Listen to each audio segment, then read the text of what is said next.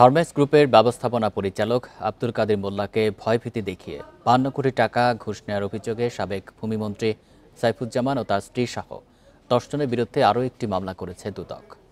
বৃহস্পতিবার বিকেলে নিয়মিত ব্রিফিংয়ে এই তথ্য জানান দুদকের উপপরিচালক আক্তারুল ইসলাম।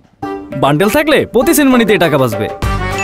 বিকাশ সেনমানি বান্ডেল কিনে জিতুন প্রতি লেনদেনে। তিনি জানান, সাবেক ভূমিমন্ত্রী সাইফুজ্জামানের যোগ সাজশে প্রতারণা ও জালিয়াতির মাধ্যমে ক্ষমতার অপব্যবহার করে এই কাজ করা হয়।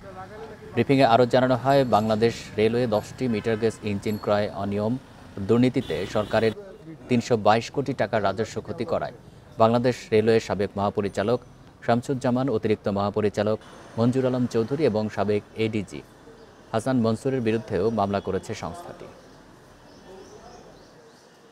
ভূমিমন্ত্রী সাইফুজ্জামান চৌধুরী, রুকমিলা হাসান, সাবেক চেয়ারম্যান ইউসিবিএল ব্যাংক সহ ইউসিবিএল ব্যাংকের মোট 10 জন কর্মকর্তার বিরুদ্ধে দুর্নীতি দমন কমিশনে আরও একটি মামলা দায়ের হয়েছে।